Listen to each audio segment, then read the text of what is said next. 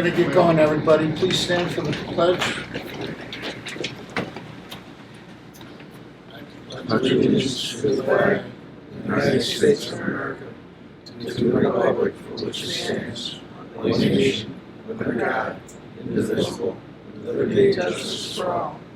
Thank you. The roll call, please, Amy. Mr. Arcuri.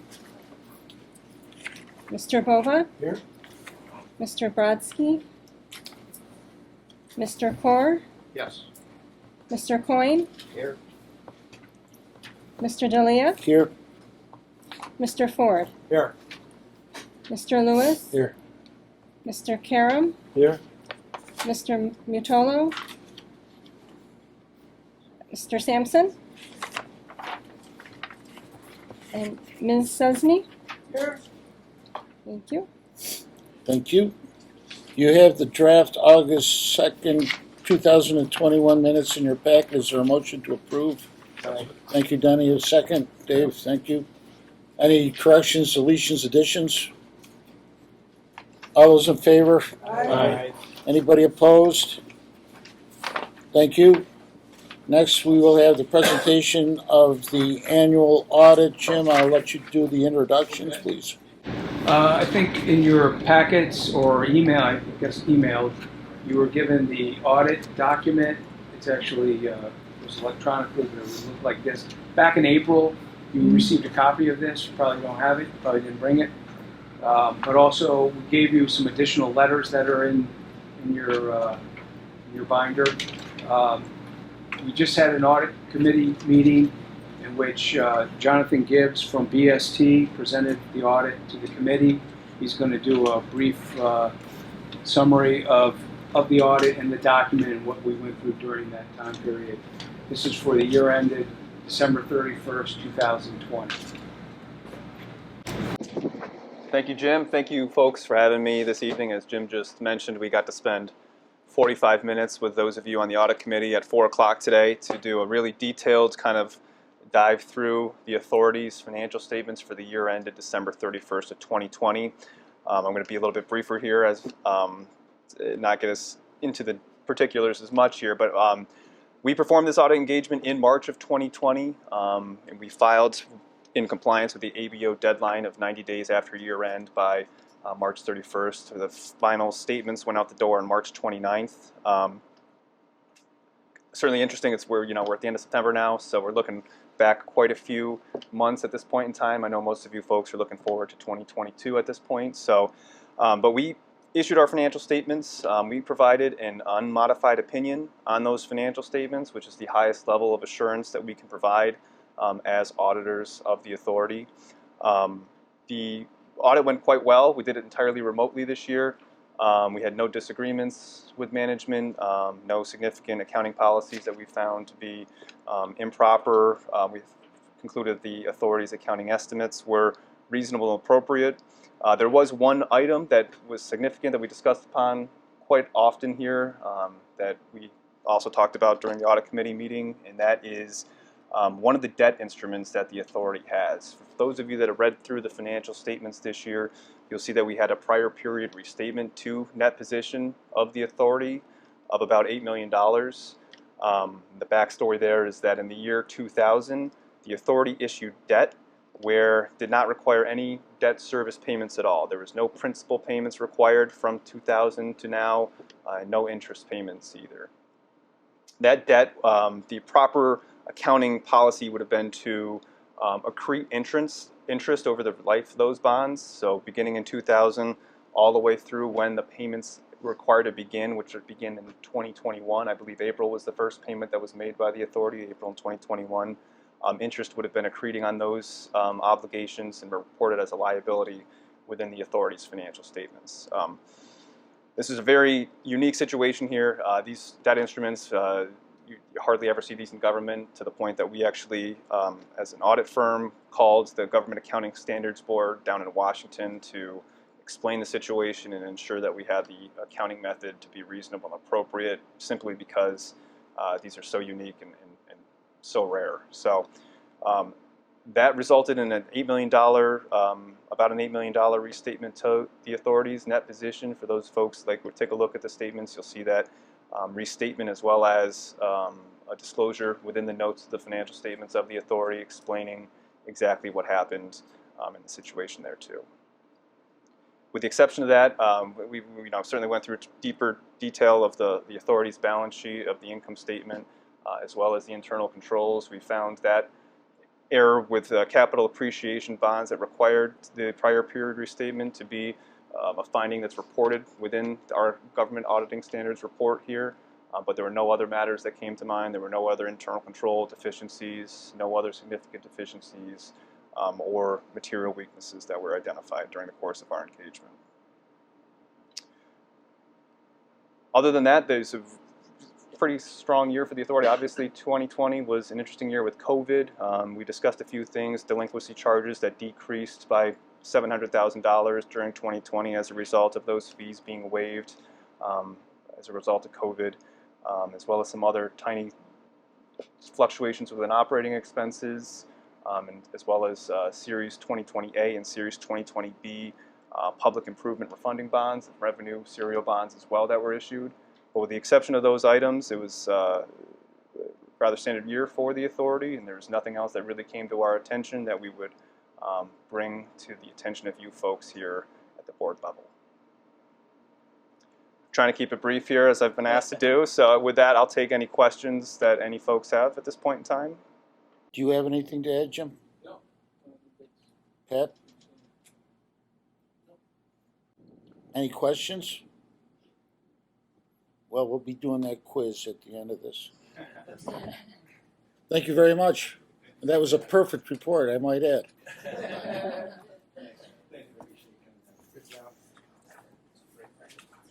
Next item on our agenda is an award for professional engineering services, which I will turn over to Eric. You'll see the first resolution is in your packet under resolutions. Eric? Great, thank you. Just wanted to go through a couple quick notes here regarding the resolution that's in front of you for the FEMA 2019 Halloween Storm Professional Services Contract. This one in front of Capital Committee 2 Thursdays ago, I believe. Looking to pay for this out of 2020 capital bonds. We had about a $500,000 professional services budget anticipated for this project. We received proposals. Proposals were scored through an evaluation matrix. The Capital Committee is recommending an award to Jacobs for design, bidding, and construction services for the 11 FEMA damage projects that were submitted to the federal government for grant share. Jacobs, not only did they have a well-scored proposal for content, but they end up being the lowest cost as well, which is always a positive. We have a FEMA completion date in 2023 for construction, so that means we gotta keep our foot on the pedal and keep this moving forward. Awarding this so we can get going into final design phase keeps us on schedule to meet the various FEMA deadlines for reimbursement eligibility. And just want to also mention we're trending all these projects looking to be above $4 million in total, that including professional services, construction costs, etc. Federal share of that is 75% of the costs. State share is 12.5% of those costs, as long as we continue to meet all the eligibility requirements. But the big point at this phase is completion date for construction in 2023. So trying to keep us on track for that. And like I just said, because of the number of the projects, hiring an outside firm to manage all of them simultaneously will ensure that it'll get done. If we had to do those in-house, there's just not enough staff to get all those projects out to bid, designed, et cetera, and all done by the end of 2023.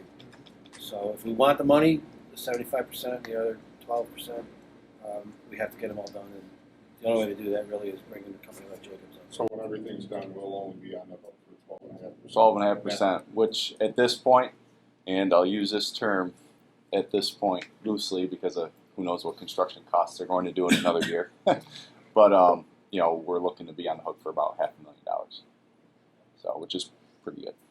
Which we programmed into our capital maintenance. Any, I'll make a motion that we move it. a second? Any further discussions or questions for Eric? All those in favor? Aye. Anybody opposed? Thank you. Next item is an authorization to expend funds for Shaw Street project. Eric? Great, thanks. This was a project, I don't know if you remember, in 2018, this came forward. It was a partnership with the city of Utica as a Dig Once project. Brought forward to Capital Committee, where it was recommended that we issue $179,629 to the city for payment of the water share of the project. Project highlights 4-inch diameter main installed in 1888 that is going to be replaced and upsized to a 6-inch. The city is also replacing sanitary sewer on that street. All services that are encountered that are lead are going to be replaced. We're taking care of our share. City has a grant to take care of the share all the way up to the house. So this will be We're paying to the box. we're paying to the box. Yep. So this is a great opportunity for a Dig Once project, so everything on the street gets redone. Oh, and one more thing. This is going out under the city contract, so they're actually awarding the job. So the vote here tonight isn't to award it to the contractor, but just to authorize reimbursing the city. It all goes under their spec and out to bid, so they've done all that already. What happens if they do discover extra lead? Well, we're prepared to deal with the lead, and they have money from the state that they received to do lead services. So by doing Shaw Street, that was one of the targets where we thought there were a lot of lead services.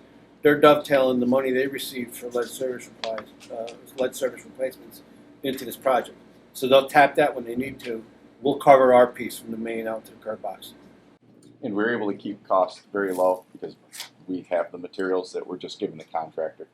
So we're And able if to we really did this on our own, we'd have to pay for all the restoration and the repaving Oh, and sure. everything else. Yeah. So Wow, this is a great we deal. save a lot of money doing it. This is a good deal. Yeah. Any other questions? Someone care to move it as presented? Thank you, Mark. Second. Thanks, Dave. All those in favor? Anybody opposed? Thank you. The proposal for future audit services, that's off our agenda. That's an audit committee responsibility, not our boards. So they'll be taking that up. Next will be an approval of our employee travel policy, surplus property disposition policy, procurement policies and procedures, investment guidelines, and code of ethics. They all went out to us. None have been changed over the last year. Reaffirmed by the board in 2019, but under the Authorities Reform Act, we're supposed to be reaffirming these every year. We didn't do it last year because of COVID. So none of these have changed other than the IRS amounts on the travel policy. We follow IRS reimbursement rates, and they've made a little bit of an upgrade to them over the last 2 years. Other than that, everything else is identical to what the board's already reviewed. Any questions regarding any of these policies? A motion to approve them. Thanks, Betty. A second. Thanks, Rich. Any further comments, concerns? All those in favor? Aye. Anybody opposed? Thank you. Jim, the finance report? Just very quickly, I believe you received July and August financial report. So at the end of August, cash flow is doing relatively well. We're positioning ourselves for the latter part of the year where we have some bigger bills to pay. So we have a good portion of cash that we're going to use to pay those bills, retirement, and some of the insurances that we pay at year end. Billing is on track year to date, so we're doing well there, even though consumption is down a little over 3% for the year, but we're able to make that up with the rate. So things are going relatively well for the year. Any questions for Jim? I have one very quick one. Have we heard anything on the retirement rate? So what I understand, we were talking about that earlier, is I don't think we're going to get the estimate till after October. However, we do have the final rates themselves to make the calculation off of our payroll, which I did. And so we're looking at probably a change of what we had at the budget workshop, going down 150,000 or so. So I think we could, talking about the budget, we were proposing 3%. We could probably get it down to 2.5% based on that. Does that answer? But we won't have that formal estimate, I don't think, till after October. So I did a little calculation based on, they did finalize the percentages of the tiers. So I did a calculation based upon our payroll and came up to something pretty close to what we anticipated. Any other questions for Jim? Thanks, Jim. Pat? I just have a couple quick items and then a big one that we'll get to a little later. First one, I just really more for informational purposes. I just wanted to give you sort of an early heads up on something. We've had a discussion with the city of Utica going back probably 2 years now. They are in need of swapping some land with the DUC. I don't remember, was it wetland mitigation project or was it No, a brownfield? a park swap because they had expansion of like the zoo or something. Oh, that's what it was. They have to give up some parkland that's designated by the State Parks Commission. And in return, they have to create matching acreage for it. So they're looking for about 4 acres. They've approached us with an eye on the grounds at the Southern Reservoir, right along Valley View Road. If you're familiar with, it's Waterford Lane, I think, there's a little tiny development in there. And then right after that, headed south, there's some open land. And then there's the back part of our reservoir. So we've had a little discussion with that. Eric has looked at it. Dick Goodney looked at it previously. That land up there isn't particularly vital to us. There's no water infrastructure there. In some ways, it could enhance the security. But what I've told them is that, A, our board would have to declare those couple of acres that they're looking at as surplus property. And then assuming we do, under our legislation, the title reverts jointly to both the city and the town of New Hartford. So they would have to have a separate side agreement with the town of New Hartford to have them relinquish their share of it or their interest in it. And then obviously they'd have to work with Ken to work up something with us to do that. Nothing's finalized yet, but they do have a state parks official coming down here at the end of this week to take a look at it, do a little walkthrough, which will accommodate. And the land, as I said, isn't particularly useful to us. But what they're talking about doing is maybe just putting in a very small parking area off of Valley View Drive, a couple of picnic tables, and they would fence it. It would have to be totally segregated from our property. So in some ways, it could enhance the security of our own property. We don't know specifically yet all the details, but I just wanted to give you some indication that these discussions are going on because we may come back and look for some further action, or it may die in the vine if we run into some difficulty with it. So just want to let you know those conversations are happening, and they may be interested in moving on over the next few months. So just by way of background. Second thing I want to mention is that we did a successful, or until today, semi-successful switch of our phone system. We had a phone system that was aging out. Our IT department took the lead on going out to bid. We hired Spectrum. They came in, changed out all of our phones. They're very modern. It's great technology. And we're saving $120 a month compared to the old system. It is a multi-year lease. However, it's all internet-based. So all of the phone and digital transmissions going over the internet. And just today we ran into a problem with an internet facilitator, I guess, right, that does leapfrogging and switching on the internet. So we actually lost the ability to receive incoming calls to our main number today. And it may have happened sporadically over the last few days. We've had a couple complaints of people saying they tried to call us, they couldn't get through. Jim, I don't know if there's anything you want to add to that. We are trying to track it down. Yeah. And you told me earlier it was actually something that was affecting most of the Northeast. It's a lot bigger than us. Yeah. So it's affecting Spectrum, Verizon, part of AT&T, part of T-Mobile. So it's a relay carrier that is having a problem. Right. So the good news is it's a nice phone system. We're saving a little bit of money. The bad news is there was a glitch with a third-party provider that Spectrum apparently is, and T-Mobile and others are working on to straighten out. So if you hear of anybody that tried to call us and they couldn't get through, that's the reason why. It's nothing to do with Ann and her staff and our customer service folks not answering the phones. They just plain weren't ringing. But we'll get it fixed shortly. We'll keep you posted if anything further develops that goes beyond that. Another informational piece, when we hired Suez to run the water treatment plant, it was a 5-year deal. We're in the final year now, so we're into that window where we begin, time flies. So we're in that window now where we're starting to look at the renewal. The renewal period would come by next July, and we would conceivably do another 5 or even a 10-year hitch again. The way that we set it up was it wasn't to exceed 20 years, but it was renewable every 5 years, and either party could cancel. And in lieu of that, we sit down and negotiate. Phil and Jim Corfant and I and others have been looking at some of the provisions in the contract. We got some things we want to tweak a little bit. Generally speaking, no, we think it's been very successful, and we see no reason why we want to end it. We just want to change a few things, look at some numbers a little more carefully. But that will be coming back to the board at some point for final review and a final vote. Phil, is there anything that I left out of that? No. Okay. So again, another informational piece, but we are in the last year of that contract. In your board packets, under the tab for Director's Report, you'll see a copy of a certification. Again, our IT department has been very busy working with our third-party provider, TriDelta, that does all of our disaster recovery and backup. And we are required annually to do a test for disaster recovery. And there's a whole series of drills and tests that are made, and everything worked as it should. So we have a pretty good reassurance right now that we're in good shape should we get any kind of attack. Jim, is there anything you want to add to that?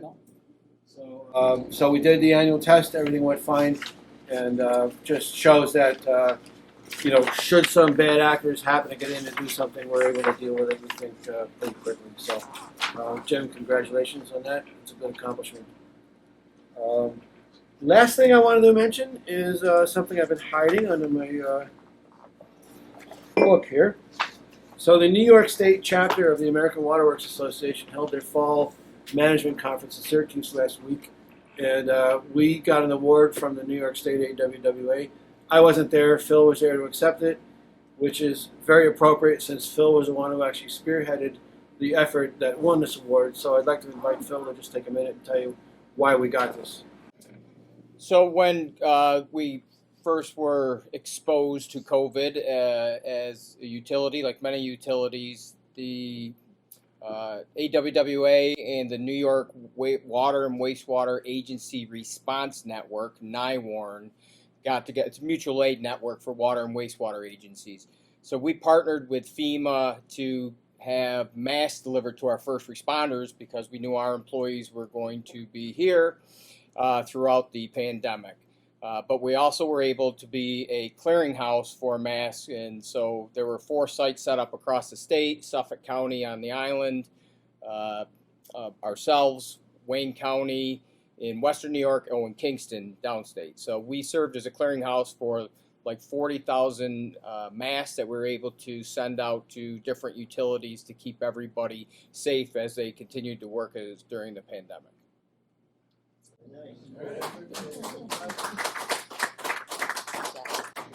Job well done by Phil Sankar. And that'll go on the wall in here along with, seems like a bunch of our awards disappeared over the years. I'm not sure where they all were. But we do have a collection of them. We'll have to round them all up and put them back. At any rate, that'll be it for me unless anybody has any questions. Otherwise, we do have one more issue that the chairman will get to. Any questions for Pat? Thanks, Pat. Any old business? Yes, Dave. With our delinquent accounts, are they notified monthly on those that are arrears? For example, we have a list here that amounts to 3.2 million. There are delinquent bills that go out. Is there any further notice to them, or is it just a regular billing? When the bill is unpaid, after 36, 37 days, they receive when the bills are unpaid after 36 or 37 days, they receive another notice. But they're advised that there's a penalty and Yes. interest, etc. Yes, and they're advised of the tax levies that we would usually do also. Anybody else? I still owe you some answers on a few of these that we talked about last week. Okay. I'll get back to you. Anybody else? Any new business? We need a motion to go into executive session for conference with our counsel regarding possible litigation. Thank you, Denny. A second. Thanks, Vince. Any discussion on that? All those in favor? Anybody opposed? Thank you.